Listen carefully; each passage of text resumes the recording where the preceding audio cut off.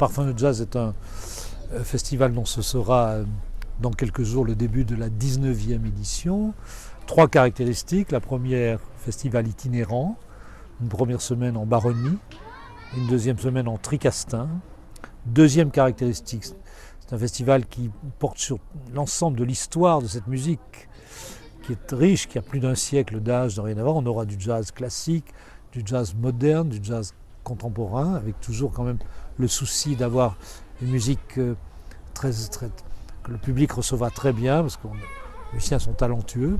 Et une troisième caractéristique, on a à la fois des stars, des gens très confirmés, Biréli Lagrène, Daniel Humer, l'invité d'honneur, Henri Texier, Éric Lelanne, Olivier Huttman, et des jeunes musiciens qui sont les futures stars.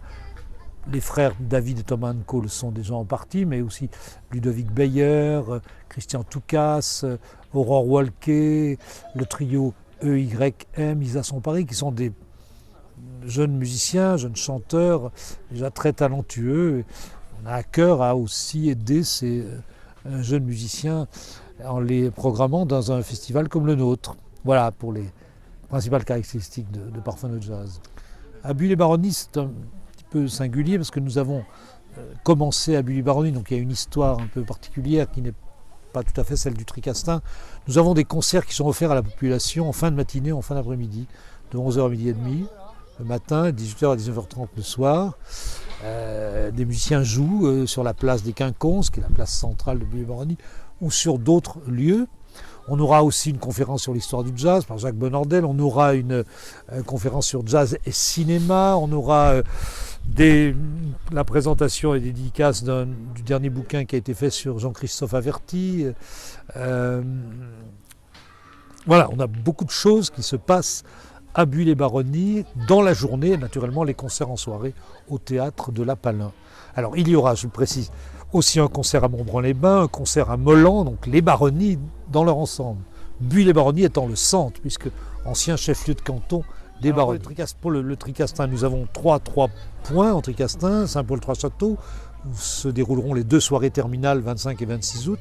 La Garde-des-Mares, nous commencerons les 22 et 23 août, et entre les deux, un grand événement à Pierre Latte avec un hommage particulier à Stevie Wonder, avec 30 musiciens, chanteurs sur scène au Théâtre du Rocher, ce qui sera quand même un moment très fort, comme le seront aussi la soirée Henri Texier à la Garde-des-Mares et la soirée Biréli Lagrène qui conclura le festival le 26 août.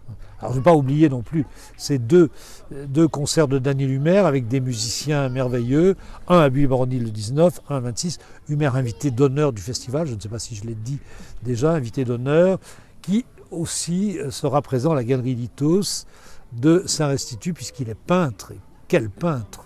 Eh bien n'hésitez pas parce que le jazz est une musique joyeuse, vivante, c'est à l'origine une musique de danse et l'on pourra danser à Buis-les-Baronnies comme on pourra danser aussi en Tricastin dans certains concerts, sur certaines musiques.